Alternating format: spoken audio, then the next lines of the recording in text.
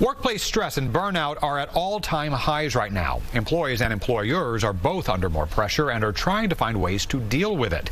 Here to talk about that is Dr. Jessica Kriegel, Chief Strategy Officer at Culture Partners and author of Surrender to Lead. Thanks for joining us. Thanks for having me. What are companies getting wrong right now when it comes to supporting their employees? Well, I mean, what are they getting right? It is rare right now for employees to be engaged. Gallup just released a new study that said that there's only 20% of employees right now in the workforce in the U.S. that are engaged. 20% is remarkably low. We did research with 50,000 frontline workers and found that 85% of people are experiencing stress in the workplace. So we are creating cultures in which people are not thriving, they are not flourishing, they are languishing, and that's something that managers have a profound impact on if only they do the right things. So research talks, though, about the difference between employees who flourish and those who languish. Tell us what that means. Well, I think it has to do with, are you in a position in which you have clarity about what you're doing, you have alignment with what it is you're doing, and you are accountable to that? It has to do with mastery and autonomy. It has to do with liking your colleagues. This is really a culture question.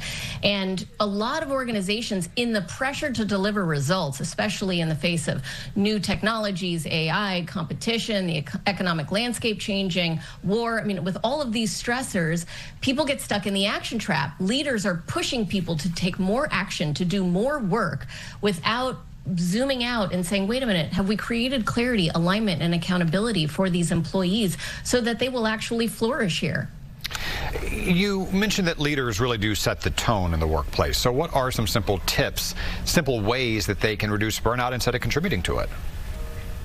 Well, we wrote the book Surrender to Lead, and that is the #1 tip we can give is surrender. As leaders, oftentimes we confuse our job title with power. We think because people report into us and I have the word director in my title that I can tell people what to do and they will magically do it, but it doesn't work that way. As a leader, you have to think about leadership differently. And to surrender is to acknowledge that your people, your employees have full autonomy of themselves and they will act in alignment with what they believe. So create an environment, set the conditions for them to believe in what you're doing rather than just constantly telling them what to do. That doesn't help anyone. We hear a lot about quiet quitting. Is that a sign of a disengaged worker, or is it actually a response to an unhealthy workplace or an unhealthy workplace culture?